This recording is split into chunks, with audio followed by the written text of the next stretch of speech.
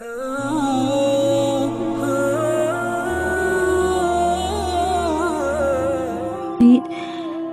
ہیں سب؟ امید کرتی ہوں کہ سب خیریت سے ہوں گے۔ آج ہم جس موضوع کے بارے میں بات کرنے جا رہے ہیں وہ ہے امام علی علیہ السلام۔ 19 رمضان جب مسجد کوفہ میں اذان گونجنے لگی تو پوری کائنات میں سوگ برپا ہو گیا۔ جن پرند جنات چیخنے لگے۔ حضرت جبرائیل علیہ السلام تمام انسانوں سے کہنے لگے، آج آخری دفعہ علی کی آواز میں اذان سن لو۔ مولا علی اذان دیکھ کر مصلی عبادت پر آئے، اللہ کی عبادت کر رہے تھے۔ جیسے ہی آپ نے سجدہ کیا، عبد الرحمن بنت ملجم زہر سے ڈوبی ہوئی تلوار آپ کو دے مارتا ہے۔ کوفہ میں قیامت برپا ہو گیا۔ تمام چاہنے والے اپنا سر پیٹنے لگے۔ امام علی کا مصلی خون سے رنگین، آپ کا خون آپ کی داڑھی اور چہرے مبارک پر آ لگا۔ کچھ چاہنے والے آپ کو خون صاف کرنے لگے اور کچھ آپ کے چاہنے والے اس نامراد کو ڈھونڈنے لگے۔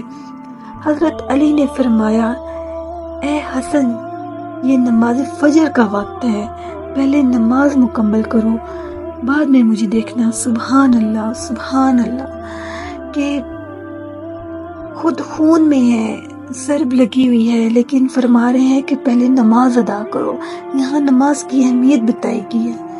آپ لوگ نماز چھوڑ دیتے ہو اور کوئی باپ کو خون میں یعنی کہ ضرب لگے ہوئے بھی نماز ادا کروا رہے ہیں۔ سبحان اللہ۔ تو امام حسن علیہ السلام نماز ادا کرتے ہیں اور وہاں پر جتنے لوگ ہوتے ہیں وہ سب نماز پڑھتے ہیں۔ جیسے ہی نماز ختم ہوتی ہے، عبد الرحمن کو حضرت علی مولا علیہ السلام کے پاس لایا جاتا ہے۔ اس کو پکڑ کر امام کی خدمت میں لایا گیا اور کچھ چاہنے والے آپ کے لیے شہد کا شربت پاس لے کر آئے۔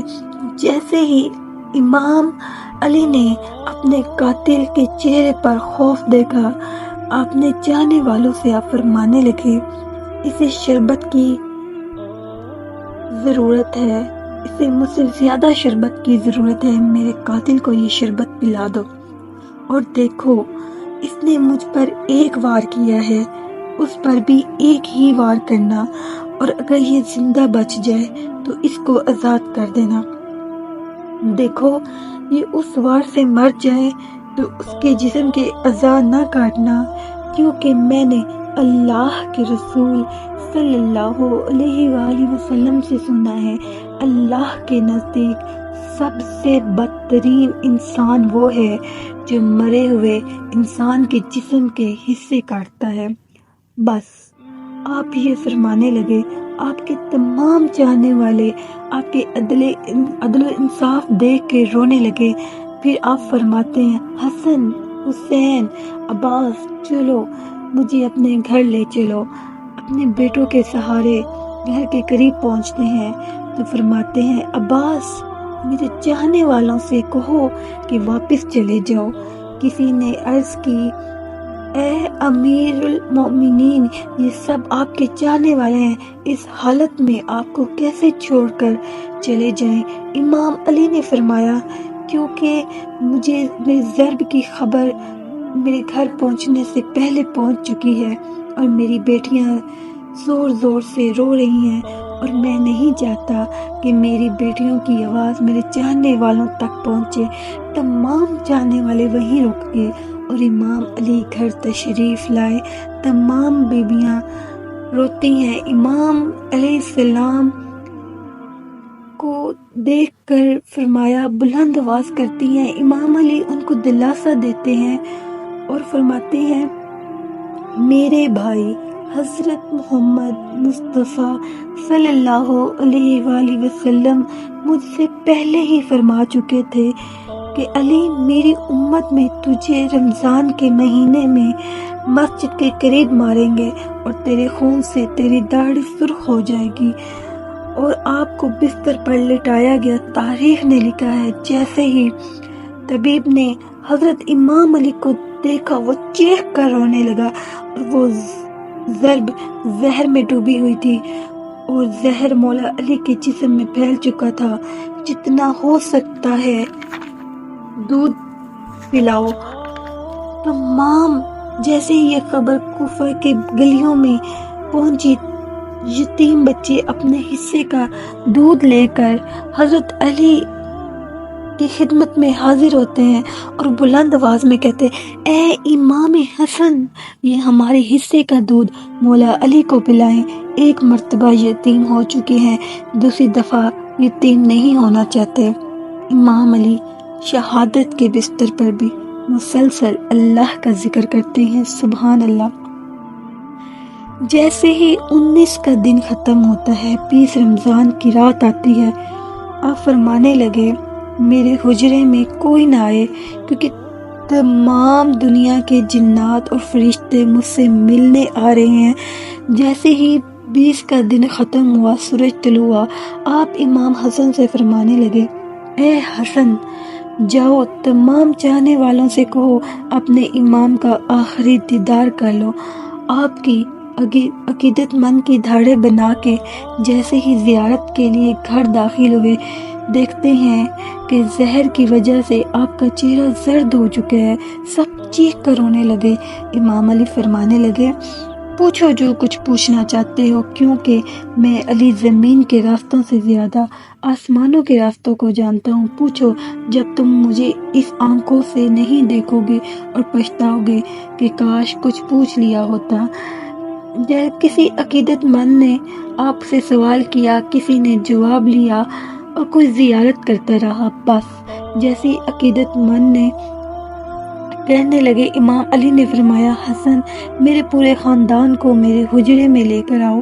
امام علی نے وصیت کی، اور اب اس خاندان کا وارث میرا بڑا بیٹا حسن ہے، جو یہ کہے اس کا کہنا مانو۔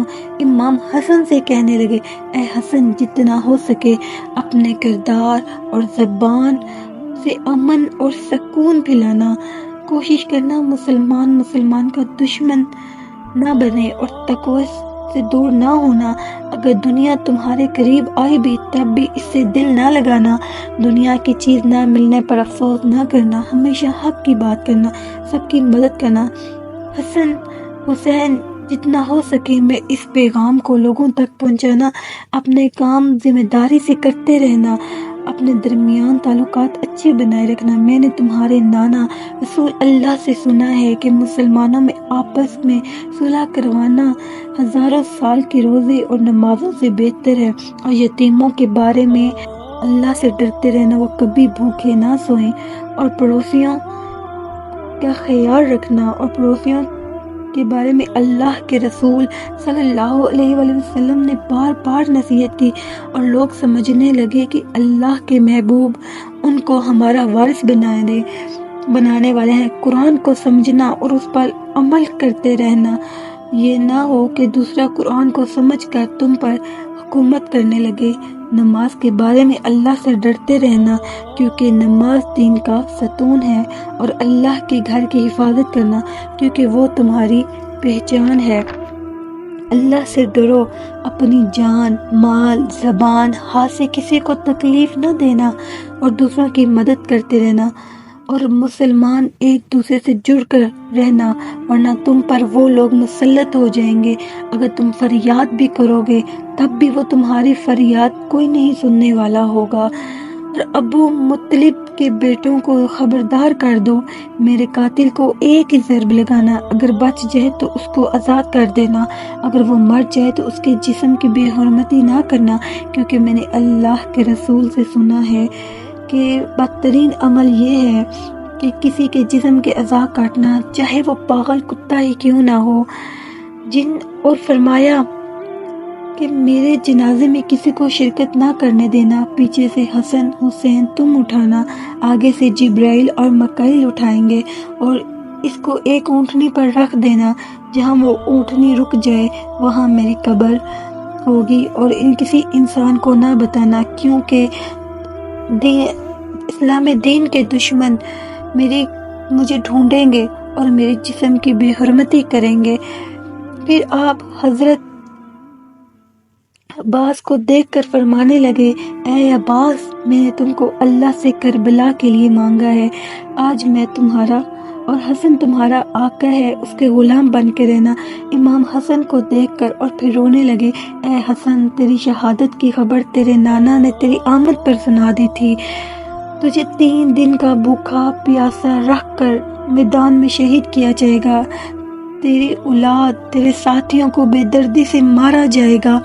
حسن، تمہارے شہادت کے بعد تمہاری بہنوں اور میری بیٹیوں کو باندھ کر قید کے کوفہ شام کی گلیوں میں پھرایا جائے گا۔ حسن، اللہ کے دین کے لیے صبر کرنا، وقت آخر آئے، اپنی بہنوں اور بیٹیوں سے نصیحت کرنا کہ اسلام کے لیے صبر کرتے رہنا اور قدم قدم پر گواہی دیتے رہنا، اللہ کے سوا کوئی عبادت کے لائق نہیں ہے، محمد اللہ کے رسول ہیں۔ سلام یا رسول اللہ۔ یہ سارا خاندان چیخ کر رونے لگا اور کہنے لگا، اے ہمارے نانا، کیا مولا، کیا ہمارے درمیان رسول موجود ہے؟ مسکرا کر فرمانے لگے، ہاں، تمہارے نانا اور تمہاری ماں فاطمہ مجھے لینے آئے ہیں۔ بس پورا گھر زاروں کی طرح رونے لگا۔ یوں امام حسن نے حضرت علی نے اپنی آنکھیں بند کر لی، آپ کی وصیت پر عمل کرتے ہوئے آپ کے جنازے میں پیچھے سے حضرت امام اور حسن اٹھایا اور آگے سے جنازہ خود بخود اٹھنے لگا، اور ایک نورانی اٹھنی حاضر ہوئی اور جنازے کو اس کے اوپر رکھ دیا اور کوفے پر کے رستے پر چلتی گئی، اور جہاں وہ رکی وہاں امام حسن نے وہاں سے پتھر اٹھایا، اور وہاں پتھر کے نیچے قبر تھی اور اس کے اوپر لکھا ہوا تھا، یہ قبر اللہ کے نبی نوح اللہ کی ہے اور اللہ کے ولی علی بنت حبیب طالب علیہ السلام کی ہے۔ سلام یا علی، سلام یا حسن، سلام یا حسین، سلام یا عباس۔ اگر آپ کو یہ واقعہ اچھا لگا ہے تو اس واقعے کو صدقہ جاریہ سمجھ کر آگے شیئر کریں، اور اللہ تعالی ہمیں 5 وقت کی نماز پڑھنے کی توفیق عطا فرمائے۔ اللہ